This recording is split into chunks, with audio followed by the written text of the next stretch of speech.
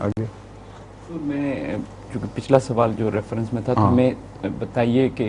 ہم وہاں رہتے ہیں، ہمیں بتائیں کہ کس طرح ایک ایزی وے تھوڑا بہت کنوے کرنے کا اپنا میسیج جو ہے وہ اس ملکوں میں کیا جا سکے حضور۔ وہاں جو قوانین کی سختیاں بھی ہیں، جی اور سب سے زیادہ بڑی مشکل یہ ہے کہ مسلمان مولوی جو پاکستان سے آئے ہوئے ہیں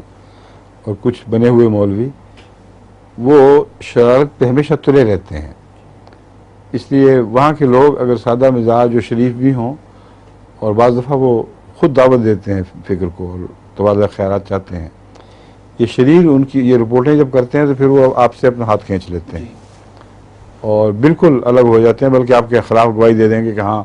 اس نے مجھے کتاب بھی دی تھی اور فلاں بات بھی کہی تھی۔ کنسرن ہی نہیں رکھتے ہاں پھر، ایک دم کنسرن نہیں رکھتے ہاں پھر ایک دم بالکل بے تعلق ہو جی چکے ہیں۔ جی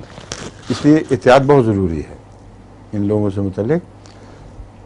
کچھ تو یہ ہے کہ آپ کے کردار کے نتیجے میں جو آپ کی ذات میں دلچسپی میں لگیں ان سے محبت کے تعلق بڑھائیں، اور ان کو اگر لٹریچر دینا ہے تو پوچھ لیں، باہر سے لٹریچر منگوا کر ان کو دیا جا سکتا ہے، اور ان کو کہا جا سکتا ہے کہ آ کر آپ پسند کریں تو فلاں پتے پر یہ لکھ دیں ہمیں فلاں مضمون کا اسلامی لٹریچر مہیا کیا جائے، پھر ہم آپ کو دلوائیں گے۔ ٹھیک ہے؟ جی ہم براہ راست اس لیے نہیں دلوا سکتے کہ آپ کی حکومت اجازت نہیں دیتی،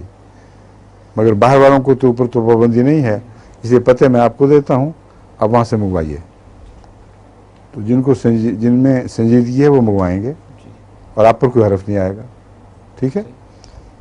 اس کے علاوہ جب کچھ ایسے لوگ ہوں جو نیک فطرت رکھتے ہوں اور آپ سمجھتے ہیں کہ کچھ قریب آ رہے ہیں، وہ جب بھی باہر جاتے ہیں وہاں کی جماعت کا ایڈریس ان کو دیں اور جماعت کو ان کا۔ ہندوستان جائیں، پاکستان جائیں، انگلستان آئیں، امریکہ، جرمنی، جہاں بھی جائیں، وہاں کی جماعت کا پتہ بھیجیں، ان کو دیں، اور جماعت کو بتائیں کہ کس قسم کا ایک آدمی آئے گا تو اس کے ساتھ اعزاز کا سلوک کرو، اسے سمجھاؤ، مجلسیں لگاؤ اس کے ساتھ۔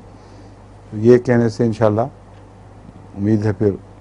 بہت سے لوگ جو وہاں تبلیغ نہیں ہو سکتی جن کو یہاں ہو جائے گی۔ جی